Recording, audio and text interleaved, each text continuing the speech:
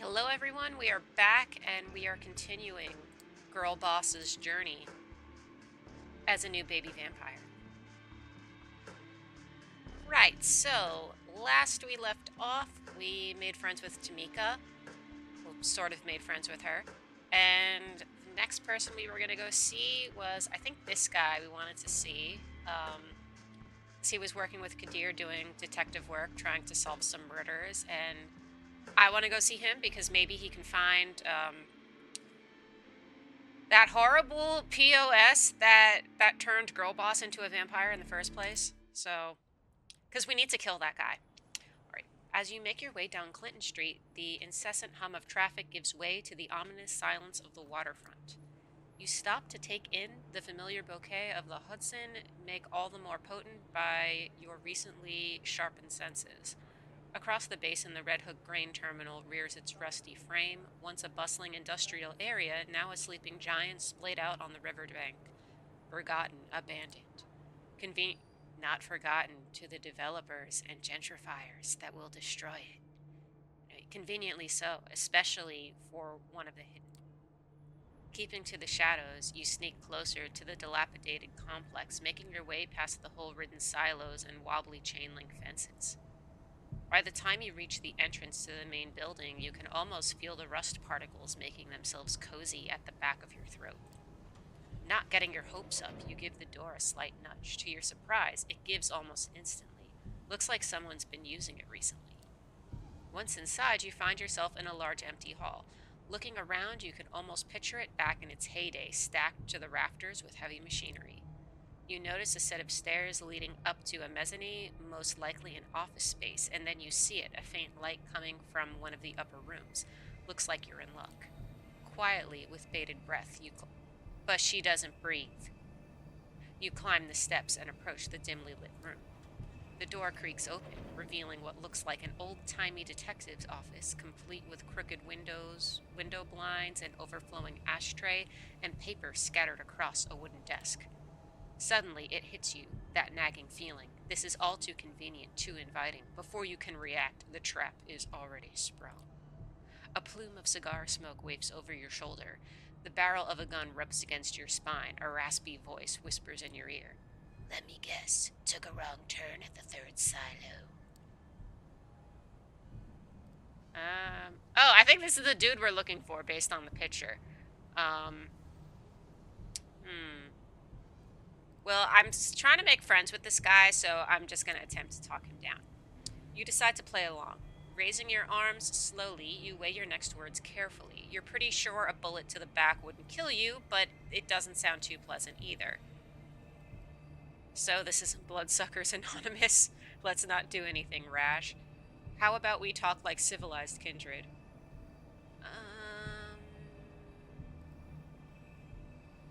So this is, I'm gonna joke with him. You mean this isn't Bloodsuckers Anonymous? A noise rattles behind your head, like someone shook a can full of gravel. It might have been a chuckle, but your guess is as good as anyone's.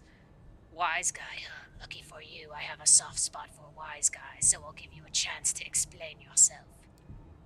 In a strange interplay of light and shadow, the stranger reappears behind his desk. Seeing him in his full, for lack of better word, glory, you can't help but smirk. This is the dreaded Nosferatu. So is this dude naked? Let's find out. The way Sophie described him, you were expecting some grotesque monstrosity, but this guy, the clothes, the swagger, the hard-boiled detective routine, it all comes across as a bad joke. Still, when it comes to appearance, his lineage is undeniable. From 30 feet away, he could probably pass for a bum with a nasty skin condition. From 5 feet away, he looks like something made to be seen from 30 feet away. He leans back in his chair, casually pointing his gun at you. So, what brings you to my humble office? Let's see. I'm looking for a Nosferatu. Are you D'Angelo? The Red Hook murders. I am interested in the Red Hook murders, but I also feel like asking for him by name. His hat just says no. Just no. And like this outfit, I feel like this is like not a New York bum outfit. This is like a California bum outfit because like of the Hawaiian shirt. Like I've seen lots of rando homeless people in the city, and this is like not the types of outfits they wear. I mean, the hat maybe, but this shirt, nah. This is some San Diego, LA homeless outfit. But anyway, let's say, let's just ask, are you D'Angelo? And then I guess the murders will come up. You the one they call D'Angelo? That's my name, kid. Don't wear it out. My friends call me Jin, so you best stick to D'Angelo for the time being. Now, I suggest you tell me what this is about. Otherwise, I kindly ask you to get the fuck out of my office. Yeah, I can see why Kadir keeps you.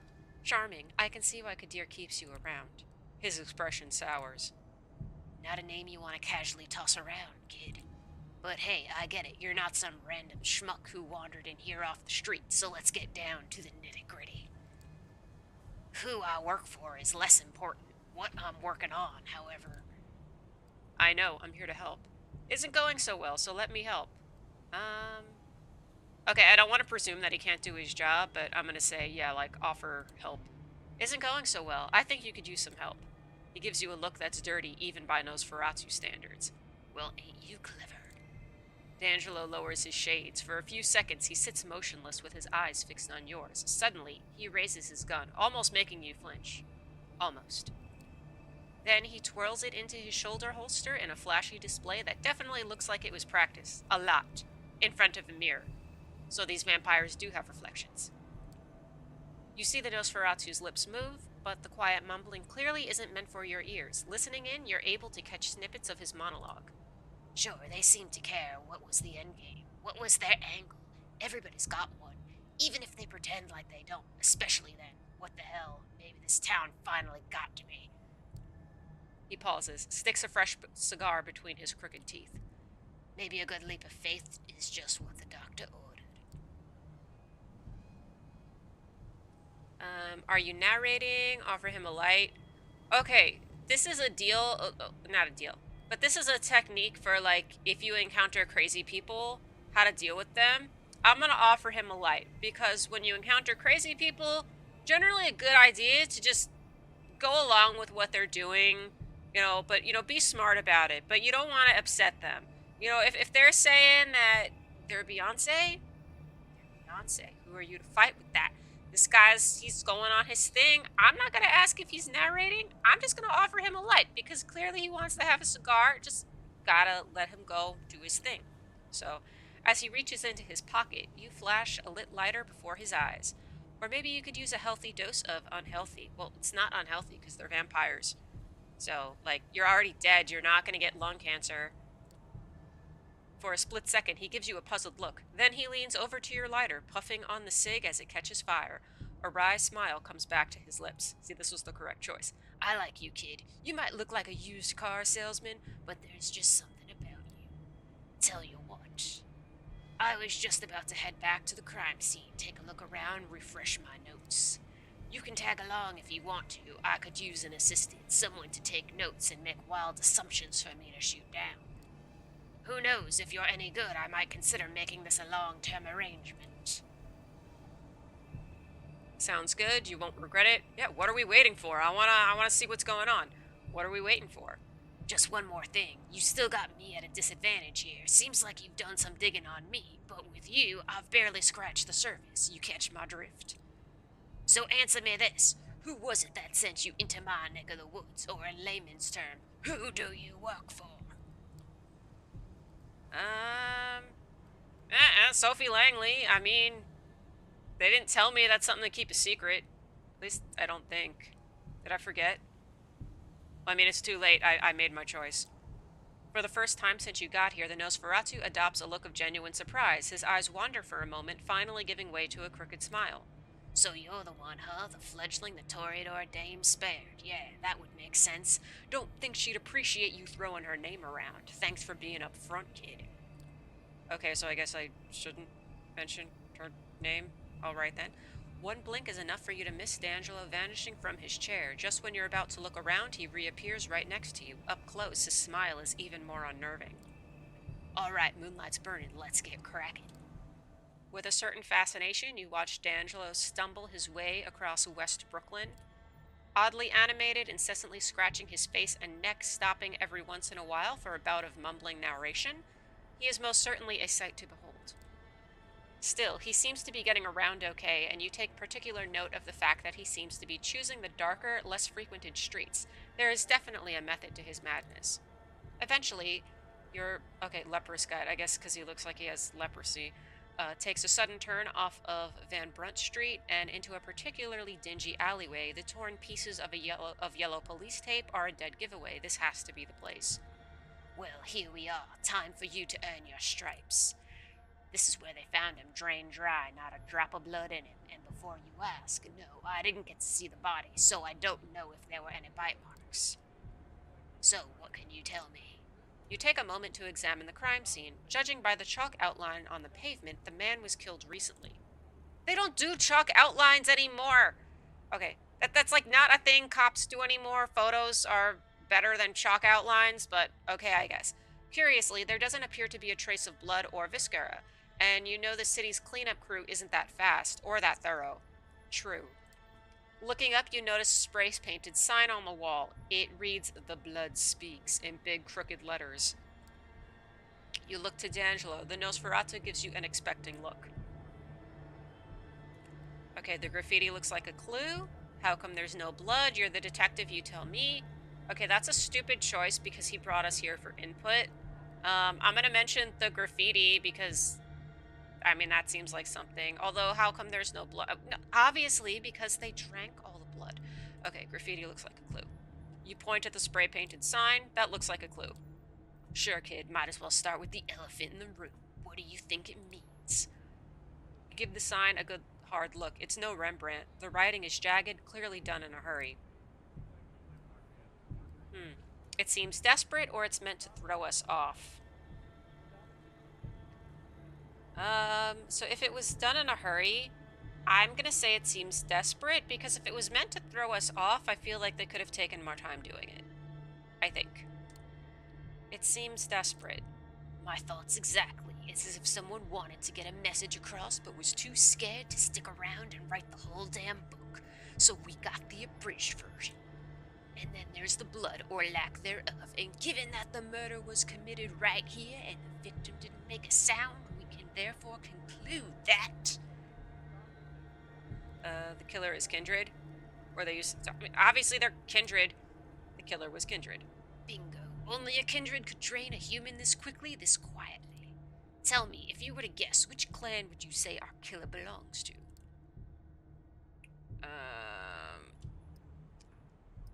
I'm gonna go check the dictionary to read about these clans again. Okay, I like Clan Toreador.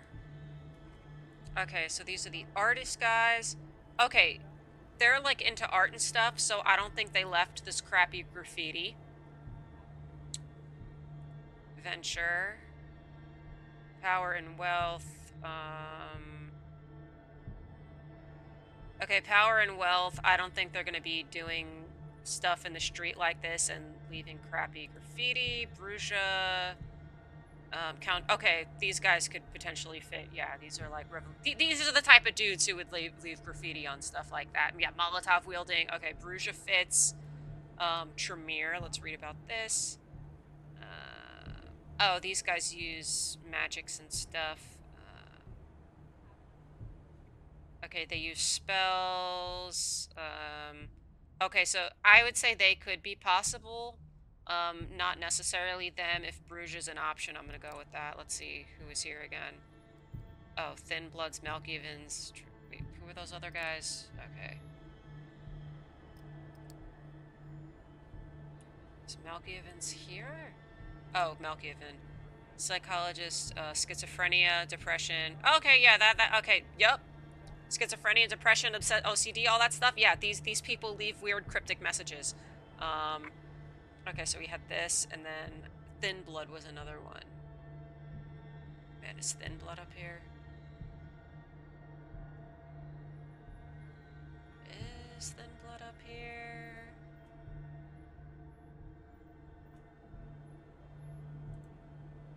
I don't know, let's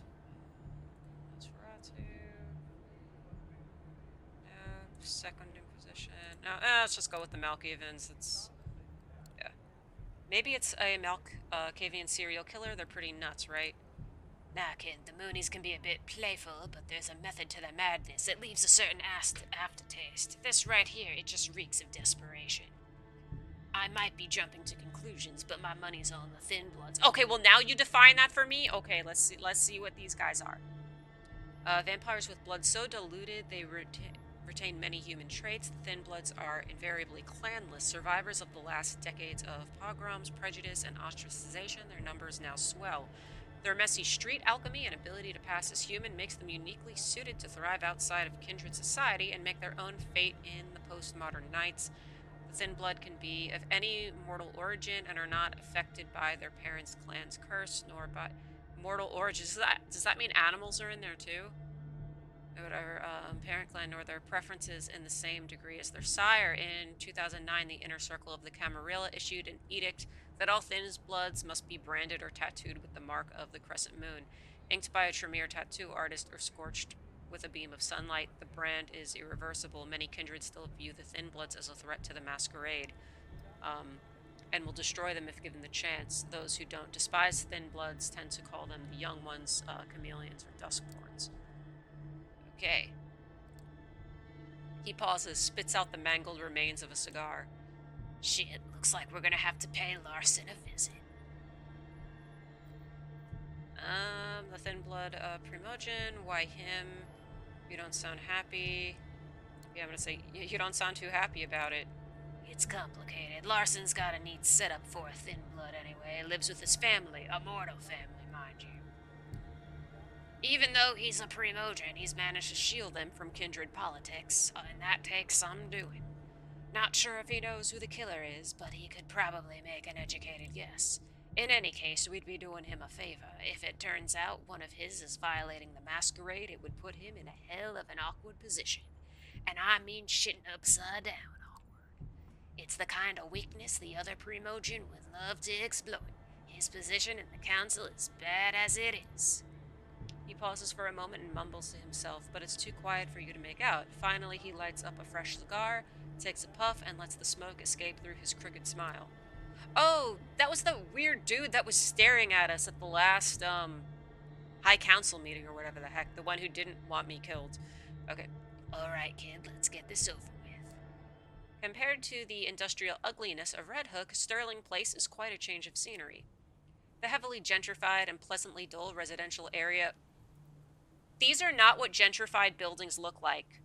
These are like nice old brownstone type buildings. The gentrified buildings are ugly. They are blocks. They all look exactly the same with the same windows and the same stupid colors. That's vaguely reminiscent of like, like the Soviet communist like architecture that they have like all over like Russia and Poland and stuff. Like just buildings for the people, and they look stupid except they're not like as big. Yeah, anyway, this is not what gentrified buildings look like. Okay. These actually look nice. Like, they look nice, like they were here. This is not gentrified background, just making that clear. Okay. The heavily gentrified and pleasantly dull residential area. Oh, gentrified areas are also not pleasantly dull. There's nothing pleasant about gentrified areas, unless you are a gentrifier.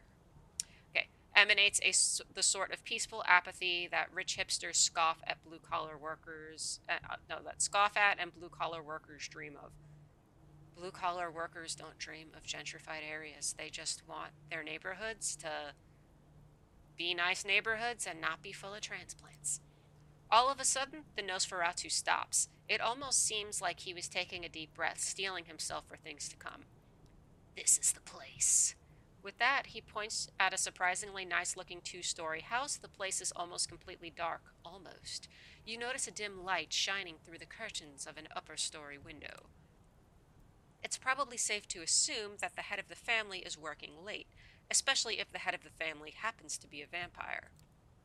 Okay, kid, we gotta be gentle about this. I'm taking velvet gloves, soft cushions. You rang, my lord, gentle.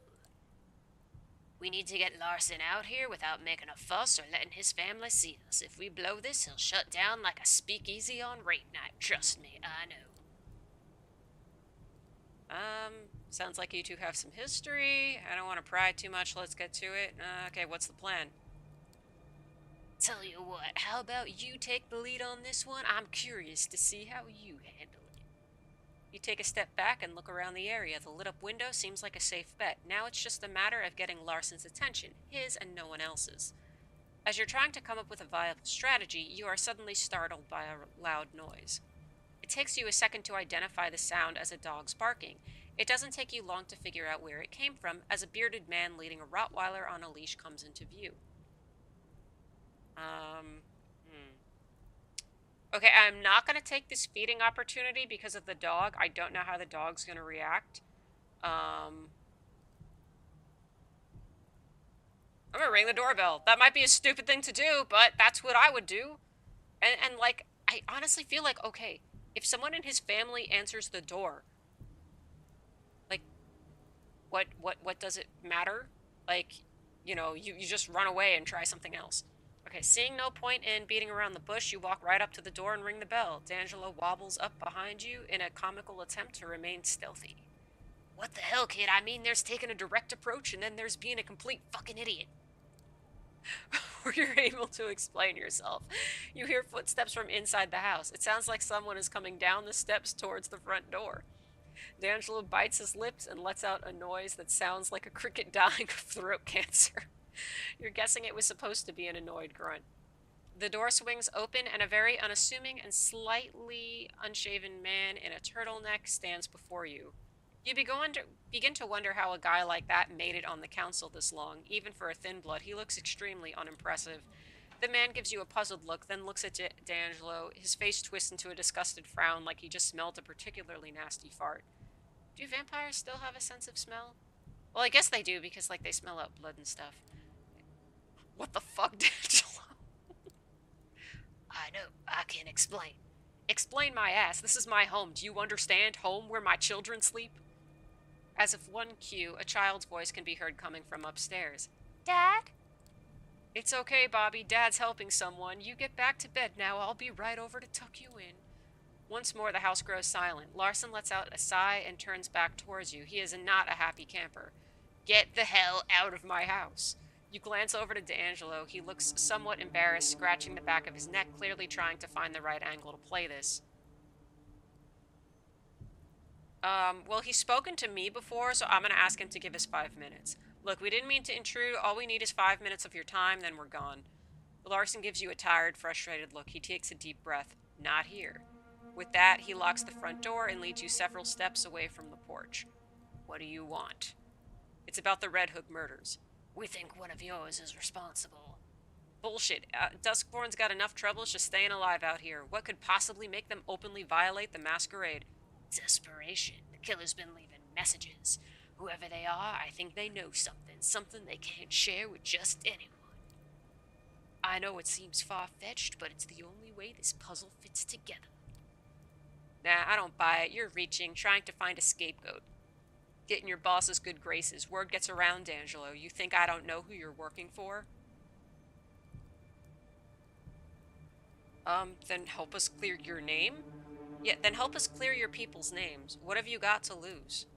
Everything. I've been a thorn in the council's side for a while now. This is just the excuse they need to get rid of me.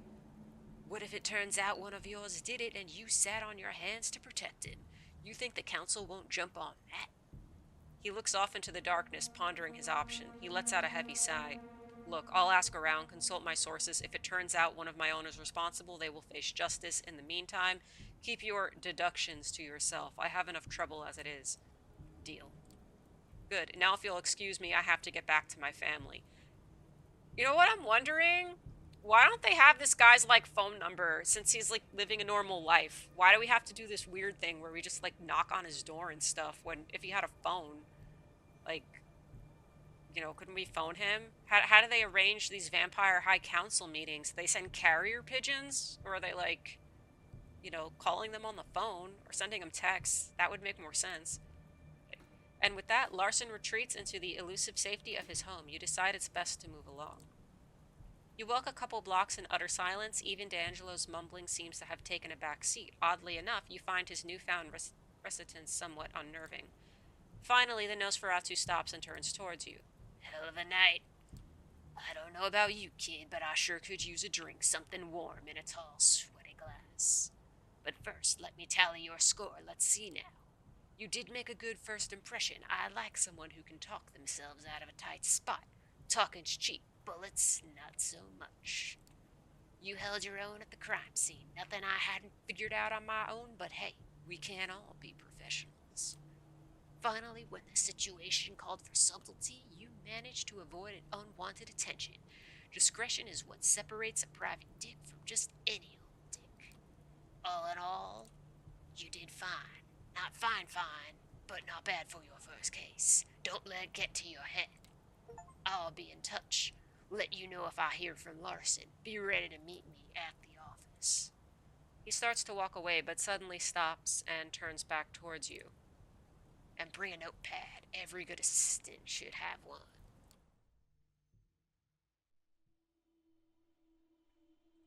Okay, so we need to rest now? Okay.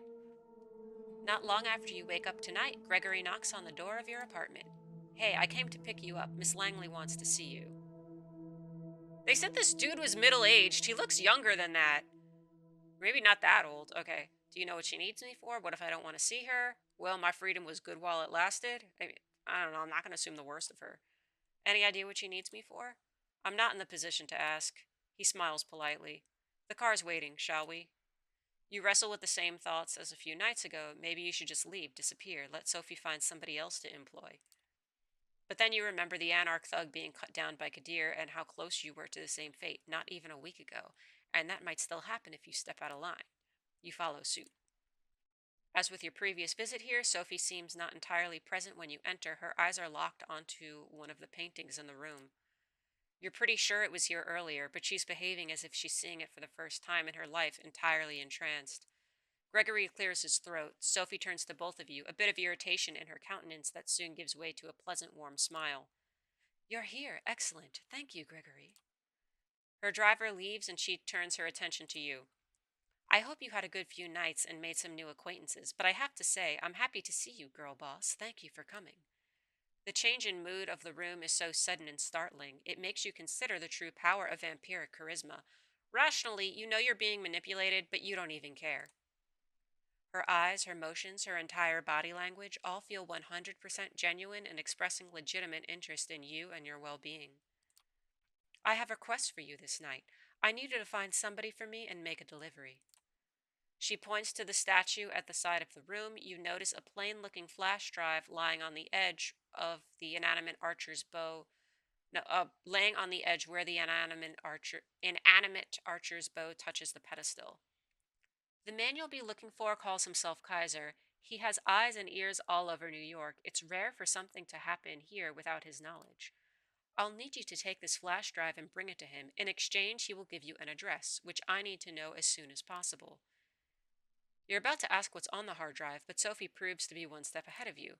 Oh, don't worry about the contents. They are encrypted, a precaution for if the data falls into the wrong hands. But it won't, correct? She gives you a smile that just a handful of nights ago would make you feel like melting.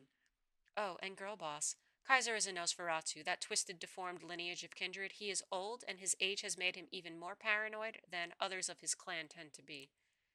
He holds many havens and changes them often. From what I've gathered, he or one of his servants should be found at the park on Coney Island tonight. You'll have to identify them somehow. I'm told Kaiser has spent many of his nights these past few years being driven around the city in a black limo. Maybe keep out an eye for it. That smile again, but much shorter. Anything more on Kaiser? Why do you need to trade with Kaiser? Why don't you look for Kaiser yourself? Yeah, anything more on Kaiser? Anything more you can tell me about Kaiser? He's been here a long time, but about as long as I have. He got into a lot of trouble for exchanging information with both the Anarchs and the Camarilla in the past, but ultimately got off scot-free. Kaiser's web of information proved to be strong enough to shield him from the consequences of playing both sides. Some say that's the best proof of his abilities. In any case, be careful when talking to him. He's very particular about everyone's etiquette except his own. Good night and good luck. She flashes one last smile at you, and turns back to the painting, clearly done with the conversation. You pocket the flash drive and head out towards Coney Island. It takes you the better part of an hour to reach the lights and sounds of Coney Island Amusement Park from the city. I don't even know what it's called anymore. I remember it was Luna Park at one point, but okay. The drive is almost pleasant this time of night, thank God for Belt Parkway. Okay, no one who's from here is gonna say thank God for the Belt Parkway ever. I mean, like, okay, yeah, there is cool stuff you can see driving on it, like city lights and stuff, but no, it's Belt Parkway's a mess. Okay. Anyway, there are plenty of people here tonight, but nobody who stands out as a traveling purveyor of secrets. Then again, if they did stand out, it would be kind of pointless, right? Nothing to do but figure out the right approach. Um, ask around for a weirdo? No, I'm gonna look for signs of him. There are plenty of nooks and crannies to investigate around here, but if Kaiser frequents this area, there has to be some kind of clue to grab onto, right? You spend a good hour snooping around, eyes peeled for the black limo Sophie mentioned, or any sign of a Nosferatu, or any vampire has their haven around these parts. Zilch. Annoyed, you turn back towards the lights of the amusement park, only to find a man standing in your way, wearing an oversized jacket. He had the air of a junkie or a dealer about him. Maybe this is our guy. Who knows what he's got in those pockets? Drugs. Probably drugs. You lost? Might as well. I'm looking for someone called Kaiser. Ever heard the name Kaiser? I'm looking for him. Oh, wait, maybe I shouldn't have done that. Nah, I don't know who that is. He's a terrible liar, clearly full of shit. Oh, I can't do this because I didn't drink enough blood, I guess. Intimidate him. Yeah, I guess. Give me your phone. It's a hunch. You give the simple order and the man can do little to resist. He produces his phone, it's a fancy model, and doesn't look like anything readily available on the market, hands it to you, turns away, and starts walking. The phone's locked, but a recent smudge on the screen gives you a rough idea of what the combination might be. You get it right on the second try.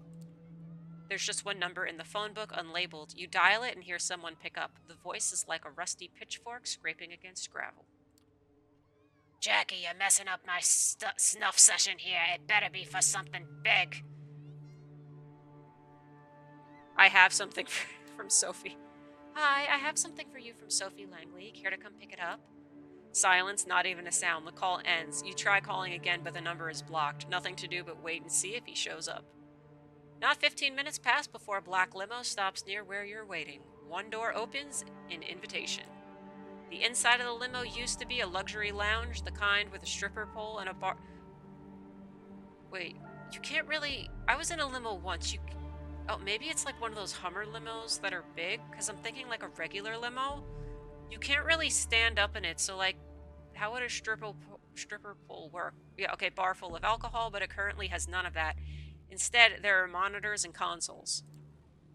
There are dozens of displays, each one showing something different. Surveillance camera footage, stock market quotes, television news, emails, tweets, silent movies, lo-fi footage of a gory torture session. Oh, okay. Lo-fi beats to torture people to, I guess. You wonder if the limo's owner can focus on anything while surrounded by all of this visual noise and then realize there's nobody there. Or is there? A man blinks into existence on a leather-covered couch, attempting to maintain something that approximates a regal presence. You're 100% sure it's Kaiser. Surrounded by dimly lit computer screens, his features are even more ghastly than you imagined, all sharp angles of twisted bone, mangled flesh, and crooked teeth. He bears them in an awful parody of a smile. Suddenly, somebody grabs you from behind, twists your arm, and pushes your head against the car's roof. I got him, boss. I'll have him. The Nosferatu chuckles. Oh, congratulations, dickweed. Could have done that before you gave away the fucking phone. Just let them go already. I wasn't expecting this guy to be in a suit. Yeah, I was not expecting him to be in a suit, but alright then. But you gonna make me repeat myself, you thick motherfucker? He lets go. You take a look at him. The man is confused and soaking wet. He flashes you an angry stare, but obeys his boss's orders to the letter. What are you waiting for? Formal invitation. Get in the car. We have some talking to do. The doors close behind you.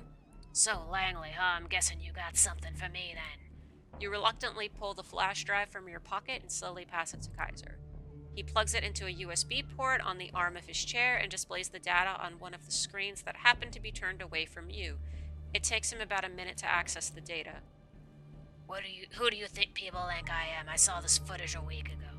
He removes the flash drive and throws it back at you in disgust. Tell Sophie the deal's off. She wants her address, she can give me something else.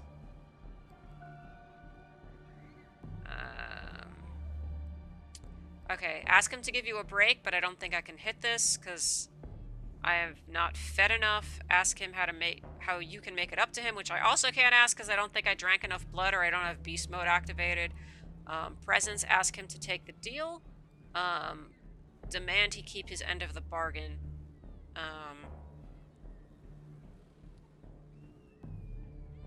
Yeah, keep your end of the bargain. Who does this guy think he is? You're not a pushover. You're not intimidated by this asshole's MO. You will get what you came here for. You better reconsider. I brought what you wanted. You have something you owe us. Don't be stupid. He gives you a patronizing look. Firstly, I don't owe anybody anything. Second, you should watch your tongue, because I am this close to ripping it out and using it to wipe my ass. Do vampires need to use the bathroom and need toilet paper or things of the like? Do they? Yes, question. Do vampires need to use the bathroom in this universe? Do they have bodily functions? We haven't learned. Okay, back to this. Hey, you want your address, you're gonna have to work for it. And now that you've pissed me off, you're gonna have to work extra hard.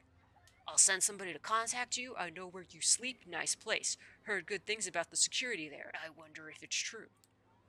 He gives you the ugliest, nastiest smile you've ever seen. It makes him look like an anthropomorphic piranha. Get the fuck out of here before I change my mind and make you into a snack, fledgling. Do vampires eat other vampires? You're pretty sure you're done here. You get out, close the door behind you, and the car immediately starts backing up. The opaque windows slide past you, and soon the limo is on its way. Kaiser's lackey is nowhere to be seen, so you make your way to your car and drive back, wondering what the Nosferatu broker has in store for you. The hunger calls to you. The city-sized skyscrapers, seemingly never-ending sprawl of the boroughs, it's all a prison. You need to get out. You need to take back control over your life this instant. The memory of your sire's frosty blue eyes mock you, tempts you to show your dominance, to prove you have the guts to take what you want. Feeding, that's just the thing. Coaxing, no, ordering a mortal to bend to your will, drinking deep from their lifeblood. Faces pass you by. While some look more ravishing than others, any would do right now. You compose yourself, your rational mind fearing a blatant breach of the Masquerade's temporary hold over the beast and its compulsions. Calming yourself is a small victory in and of itself. This semblance of command will have to do for now, but it won't last. You need to quench this hunger before it overtakes you and makes you lose control. Okay, I gotta eat.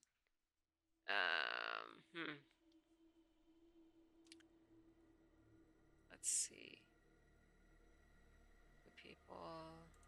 Who's this? Oh, that invitation I got. Okay, then there was this guy. There was here. I mean, there might be people to feed in the park. I think we'll stop for now. We will continue this next time. So thank you for watching. Please like and subscribe and comment and all of those things. I will see you in the next stream.